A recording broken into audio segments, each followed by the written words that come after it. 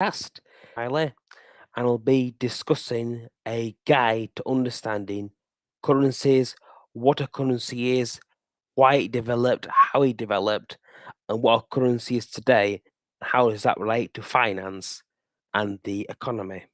The first currency to be invented was the shellac. This was around 500 years ago in Mesopotamia.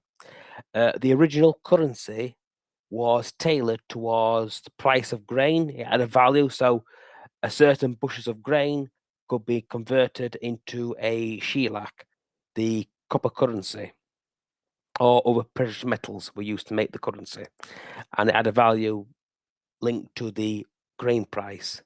Now, this was created in order to replace the traditional bartering system, because let's say you have some goods, you want to take them to market, you don't know, say you want to buy some chickens, you want to buy some eggs, or some sort of other resource like wood. If you go to market, you have your grain, so you have to work out how much is that grain worth compared to these other products. So this is where tying currency to the price of grain and other products meant that people could actually sell and buy products which had a solid worth. There was security in the currency. Now, you might be thinking, how does this relate to modern finance and money? It is related because in order to understand where money comes from, it has to be grounded in reality. And that is a problem with modern money and modern finance and currency. It's not grounded in reality. And I'll try to explain why that is. Okay, modern currencies are now called fiat currencies. A fiat currency is a currency that is not tied to a practical resource like gold, oil, or other possible resources, for example, energy. This is not exactly true because the US dollar is tied to the price of oil, though that's not official. It's not officially actually tied to the oil price. It's just what it is what it's tied to, but it's not officially tied to.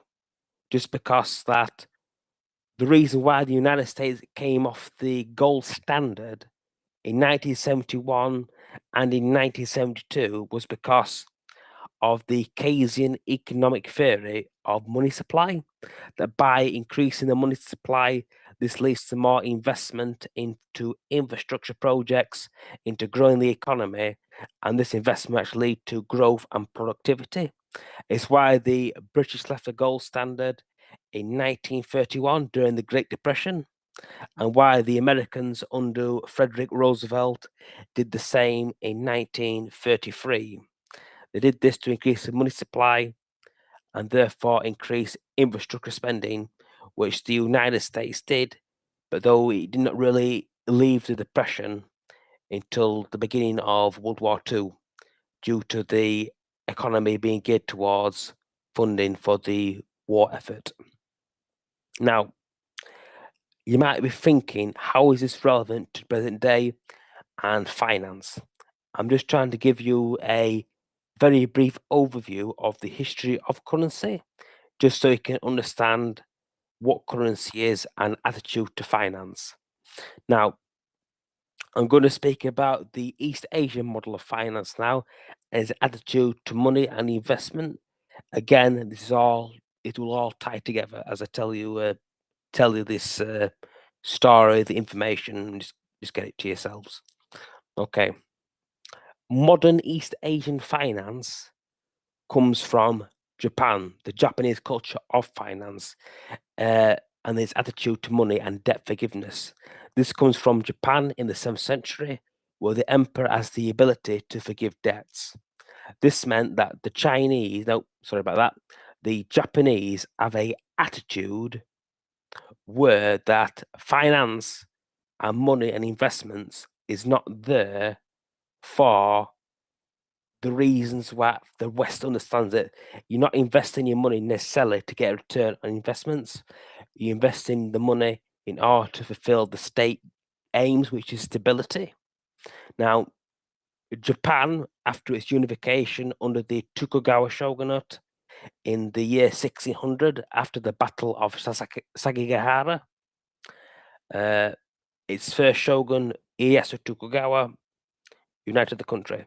Now, we don't need to know about necessarily the shogunate, just that this period where Japan was united for over 200 years until Commodore Perry and the Civil War in Japan in I think it was the 1850s or 1860s, around that time period when the emperor was restored.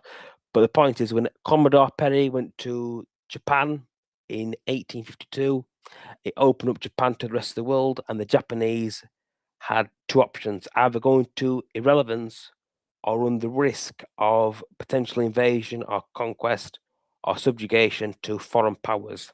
Now, the Japanese home islands are scarce in resources, so it doesn't have resources there. That means in order to actually develop and industrialize, Japan had two options. One is going to debt, which it did in order to fund its industrialization process, and the other was to build its empire.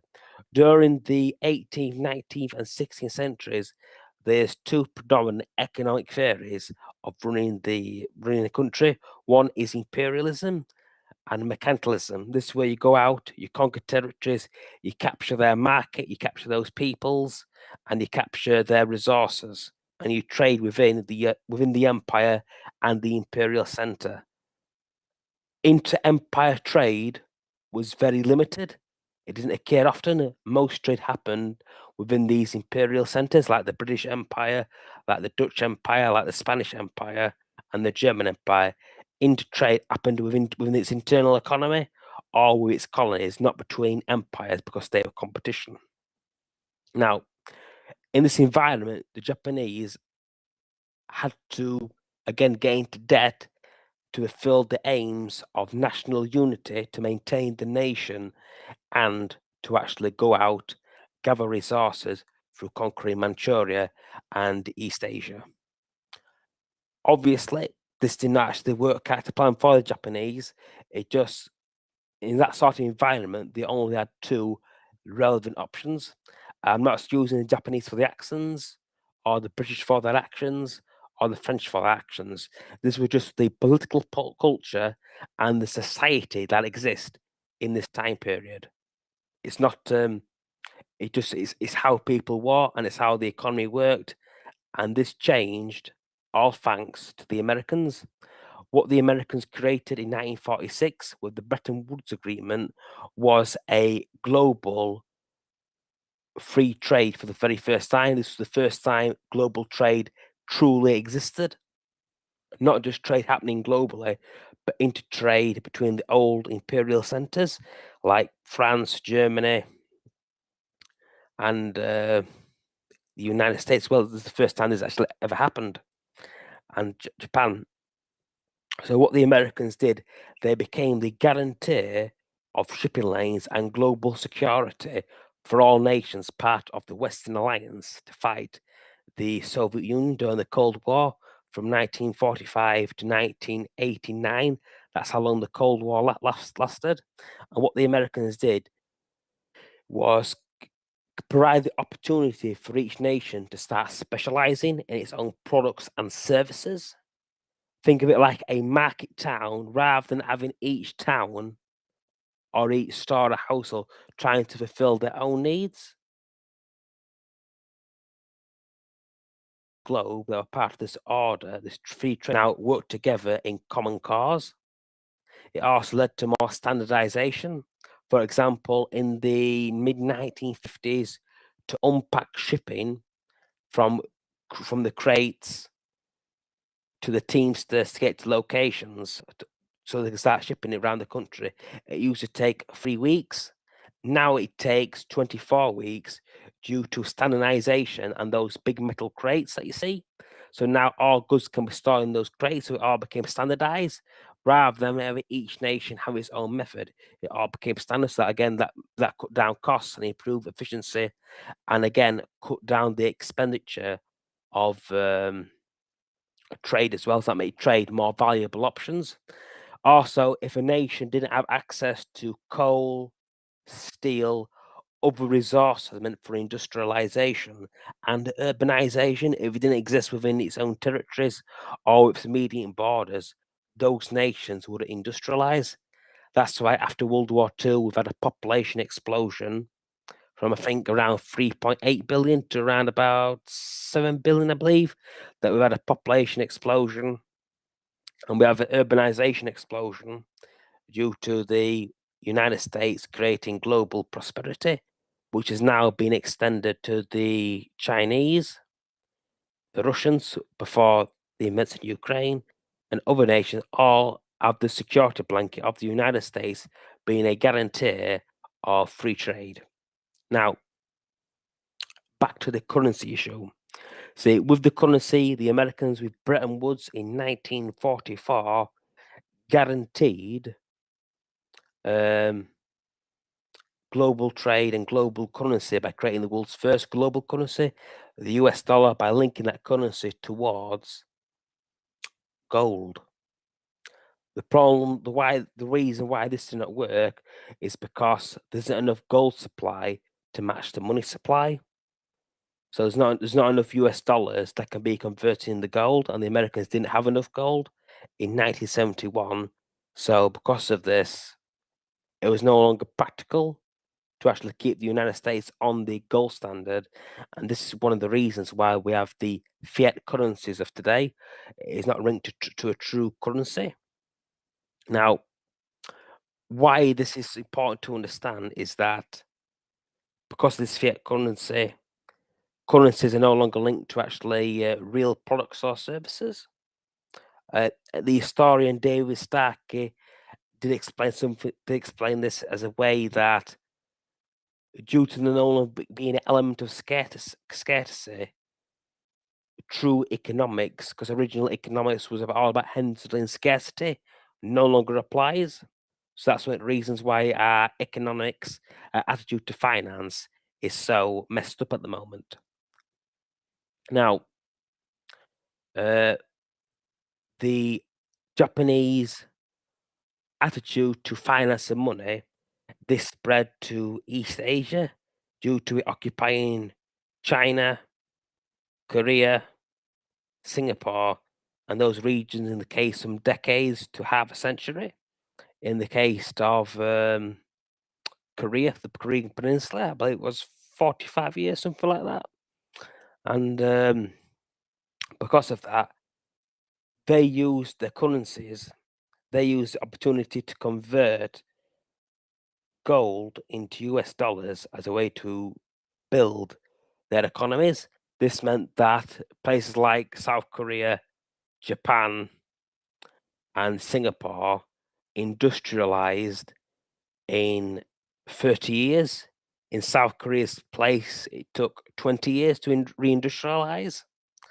And one of the reasons why I could do this so fast is because for the United Kingdom, it took us 7 generations to industrialize, and this started during the time of the American Revolution in the 1780s, or the American Civil War, depending on your own point of view. And took the UK 7 generations. It took the Germans 5 generations. As you can see, that the generations get shorter and shorter. For example, it took the Spanish 3 generations to industrialize because the United Kingdom was the first to industrialize. Had to go through all this development, so the Germans, the Japanese, the Russians, they could do it a lot quicker because the road to industrialization was already laid out by the United States. This is why the Japanese, the Koreans could actually industrialize so quickly. And at the moment, the Chinese have also done the same as well. They've crammed 7 generations of industrial development within 40 years, within less than 40 years. That's within one generation's lifetime. Now, because of that, they have heaped up a lot of national debt in their currencies. In the case of China, this meant to a lack of faith in the Chinese economy when it actually comes to actually developing their society. Because when China took their currency public, they lost $1 trillion. I believe $1 trillion left the country, going to assets abroad. And also at the moment, 40% of the Chinese economy is made up of debts. So again, that's another serious issue.